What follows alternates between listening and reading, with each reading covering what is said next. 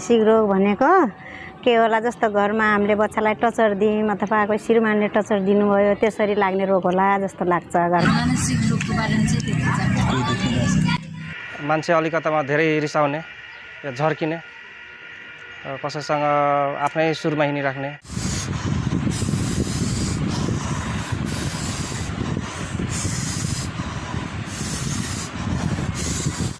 First time panic attack आउने बेला चाहिँ मलाई प्यानिक अट्याक हो भन्ने नै थाहा थिएन होइन।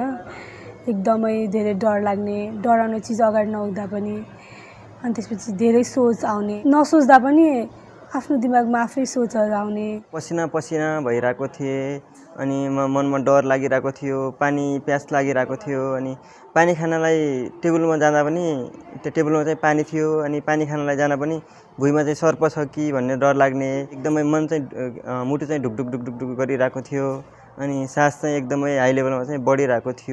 कसरी भन्नु, कसलाई भन्नु भन्ने भइरहेको थियो। तर अलिकति हिम्मत जुटाएर मैले चाहिँ आफ्नो मिल्ने साथीहरू एक दुईजनालाई भनेको, उहाँहरूले नि राम्रो रेस्पोन्स दिनु भएन। होइन तिमी धेरै सोचेर हो, धेरै एक्लै बसेर हो, नसोच भन्ने। अनि अब सोच्न त अब चाहेर सोच्ने होइन नि त, आफ्नो दिमागमा आफै अटोमेटिकली सोच आउने हो। अब एक दुईजना साथीहरूलाई भन्दाखेरि पनि अब उहाँहरूले होइन तिमी त पागल भयो, यो त पागल भयो भनेर भन्ने होइन। त्यो कुरा सम्झेर पनि मैले अरू कसैलाई भन्ने हिम्मत चाहिँ गरिनँ। मैले चाहिँ हस्पिटलमा चाहिँ जचाउन गएको छैन। अनि सुरुमा चाहिँ केही टाइम चाहिँ मलाई थाहा थिएन यसको पनि औषधि उपचार हुन्छ भन्ने कुरा। यो चाहिँ आफै सन्चो हुन्छ जस्तो लागिरहेको थियो। त्यसपछि चाहिँ एउटा साथी भेट भयो, उहाँ साथीले चाहिँ जचाउनु भएको रहेछ। अनि जचाउनको लागि मैले घरमा सेयर गरेँ। अनि घरमा सेयर गर्दा चाहिँ घरकोले चाहिँ तनावले गर्दा हो, अनि तैँले चाहिँ अरू कसैको कारणले भइरहेछ तँलाई, अनि त बिरामी भएकै छैनस् जस्तो अरू रेस्पोन्स दिनुभयो। मलाई चाहिँ आफूलाई वेल एजुकेटेड नै लाग्छ होइन। आफू वेल एजुकेटेड भएर पनि मलाई चाहिँ प्रोफेसनल हेल्प लिनलाई चाहिँ एकदमै गाह्रो भयो। 1-1.5 महिनासम्म चाहिँ मैले हेल्प कसैको नि लिइनँ। अनि त्यो प्रब्लम चाहिँ मलाई एकदम लामो भइसक्यो।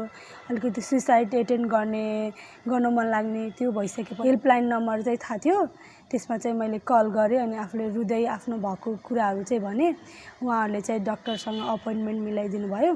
अनि मैले चाहिँ डक्टरलाई भेटेँ। अनि त्यसपछि उहाँले डक्टरले चाहिँ के कुराको चाहिँ टेस्ट लिनुपर्छ भनेर चाहिँ रिफर गर्नुभयो। त्यो टेस्ट लिइसकेपछि चाहिँ एन्जाइटी डिसअर्डर भएको हजुरलाई भन्नुभयो।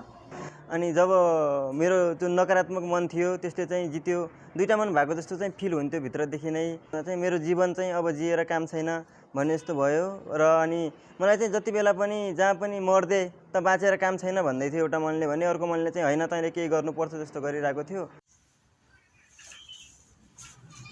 अनि त्यसपछि चाहिँ त्यति बेला चाहिँ मलाई एकदमै के मर्दे तेरो त मर्दिनुपर्छ, त कामै छैन त बाँचेर मर्दे भन्ने चाहिँ फिलिङ्स आइरहेको थियो। अनि त्यसपछि मेरो दिमागमा कुरा आइरहेको थियो, भाइले चाहिँ दाइ तपाईँले जस्तो म मम्मी बाबाको केयर गर्न सक्दैन, अनि बाबाले भनिरहेको मेरो एउटा आश होस् तैँले चाहिँ केही गर्नुपर्छ, अनि हाम्रो लागि त नै मेरो एउटा आश होस् भनेको चाहिँ दिमागमा आइरहेको थियो। चाहिँ मलाई चाहिँ हल्का होइन म मर्नु हुँदो रहेछ भन्ने भयो।